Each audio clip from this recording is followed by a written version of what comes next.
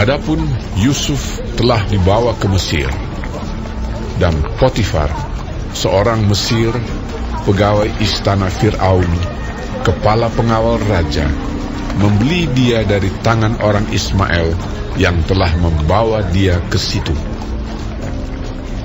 Tetapi Tuhan menyertai Yusuf, sehingga ia menjadi seorang yang selalu berhasil dalam pekerjaannya.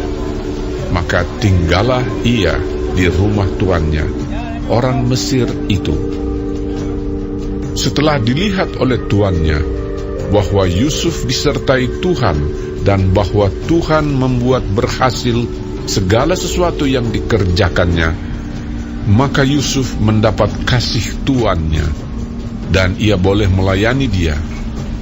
Kepada Yusuf diberikannya kuasa atas rumahnya dan segala miliknya diserahkannya pada kekuasaan Yusuf. Sejak ia memberikan kuasa dalam rumahnya dan atas segala miliknya kepada Yusuf, Tuhan memberkati rumah orang Mesir itu karena Yusuf, sehingga berkat Tuhan ada atas segala miliknya, baik yang di rumah maupun yang di ladang. Segala miliknya diserahkannya pada kekuasaan Yusuf, dan dengan bantuan Yusuf, ia tidak usah lagi mengatur apa-apapun selain dari makanannya sendiri. Adapun Yusuf itu manis sikapnya dan elok parasnya. Selang beberapa waktu, istri tuannya memandang Yusuf dengan berahi, lalu katanya, "Marilah tidur dengan aku." Tetapi Yusuf menolak dan berkata kepada istri tuannya itu, "Dengan bantuanku, tuanku itu tidak lagi mengatur apa yang ada di rumah ini. Dan ia telah menyerahkan segala miliknya pada kekuasaanku. Bahkan di rumah ini, ia tidak lebih besar kuasanya daripadaku. Dan tiada yang tidak diserahkannya kepadaku selain daripada engkau, sebab engkau istrinya. Bagaimana mungkin aku melakukan kejahatan yang besar ini dan berbuat dosa terhadap Allah?" Walaupun dari hari ke hari perempuan itu membujuk Yusuf, Yusuf tidak mendengarkan bujukannya itu untuk tidur di sisinya dan bersetubuh dengan dia.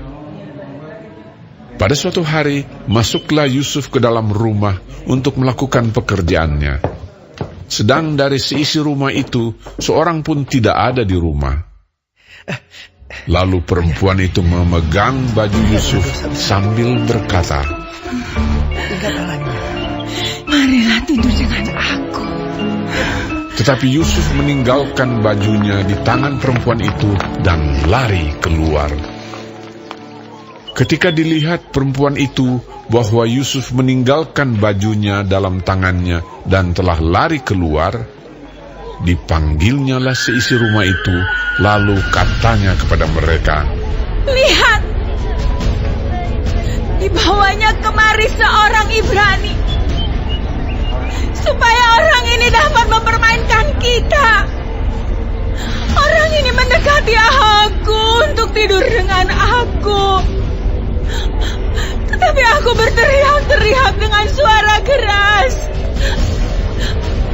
Dan ketika didengarnya bahwa aku berteriak sekeras-kerasnya, ditinggalkannya lah bajunya padaku. Lalu ia lari keluar."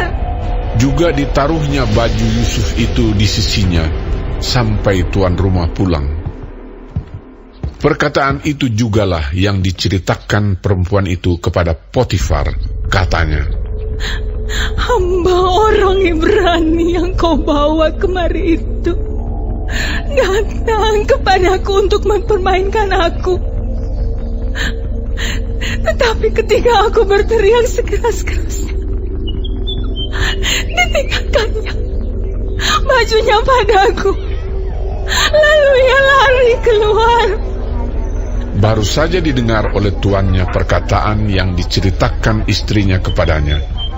"Begini-begitulah aku diperlakukan oleh hambamu itu." Maka bangkitlah amarahnya. Lalu Yusuf ditangkap oleh tuannya dan dimasukkan ke dalam penjara, tempat tahanan-tahanan raja dikurung. Demikianlah Yusuf dipenjarakan di sana. Tetapi Tuhan menyertai Yusuf dan melimpahkan kasih setianya kepadanya, dan membuat Yusuf kesayangan bagi kepala penjara itu. Sebab itu kepala penjara mempercayakan semua tahanan dalam penjara itu kepada Yusuf, dan segala pekerjaan yang harus dilakukan di situ dialah yang mengurusnya. Dan kepala penjara tidak mencampuri segala yang dipercayakannya kepada Yusuf, karena Tuhan menyertai dia, dan apa yang dikerjakannya dibuat Tuhan berhasil.